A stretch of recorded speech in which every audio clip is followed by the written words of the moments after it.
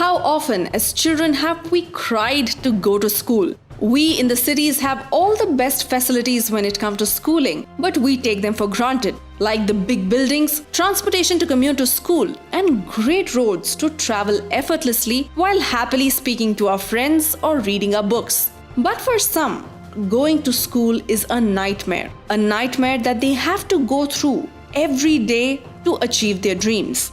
Today at Simbly Curious, we are going to talk about kids across India who risk their lives every single day to go to school. Number 5. Jugars in Rajasthan's Bharatpur. Thousands school students in Rajasthan's Bharatpur put their lives at risk traveling to school on jugars or assembled vehicles, despite a Supreme Court order banning such vehicles across the country in February 2012. Jugar is a curious contraption with the body of a cycle cart, the tires and engine of a motorcycle.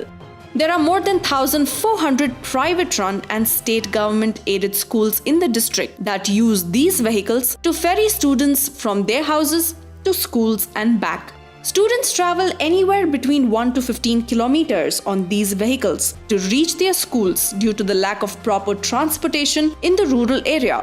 Each Jugaad carries around 25 to 30 students. Most private school owners use these vehicles to transport the students, charging parents anything between 5,000 to 10,000 rupees every year. Since Jugars are unauthorized, drivers use link roads on national highways to ply these vehicles with little more than a kerosene or diesel pump engine strapped to a rickety quadricycle that often overturns, putting the lives of students at risk. Number 4. Bhopal.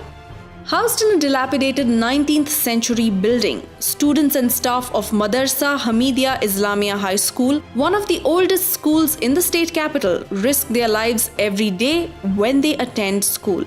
They had a narrow escape last monsoon when a portion of the building roof collapsed. Still, nobody wants to raise their voice, for they fear that any worsening of tussle between the Masjid Committee and the MP Waqf Board may lead to razing of the 19th century building, bringing down curtains on the school.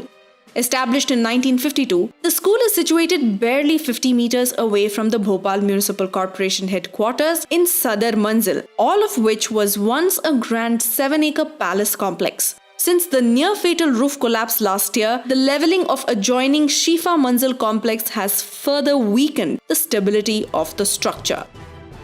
Number 3. Zipline Uttarakhand. More than 300 students in search of a better future travel through this zipline in a hand-pulled carrier across the Gaula River in Uttarakhand in a small place called Jilla Nainital. The students have to take turns, and for all the students to safely reach the other side, it takes at least 2 hours.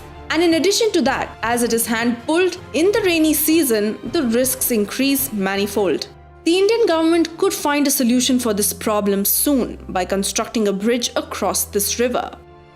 Number 2. Treacherous Himalayan Icebergs. Hundreds of children from isolated villages in the remote Ladakh regions make wintry treks on ice and snow to reach better classrooms and therefore improved economic opportunities. Climbing the Himalayas is tough for even some of the most experienced mountaineers. These children do it every day in winter just to reach their village school. Often the ice layers are thin and there are high chances of these kids falling straight down into the deep frozen waters. The icy layers are also very slippery to walk on, but the spirit for education is much higher in the children of Zanskar.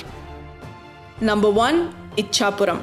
Hundreds of students are forced to cross rivers such as Nagavali, Vamsadhara and Bahuda to reach school every day, as many villages are not connected with bus facilities. They risk their lives during rainy season when the rivers receive huge inflows from upstream areas. There are only a few bridges for the villages to have connectivity with nearby towns. The students, particularly girls, are forced to change uniforms after crossing the river as they cannot go with wet dresses. Carrying books, cycles and extra clothes in the river has become a Herculean task for them. Please do write to us about this. This video is meant to inform the uninformed, so please do share this with as many people as possible, for we need this to reach the right people to solve this problem. Do press the like button and subscribe to Simbly Curious.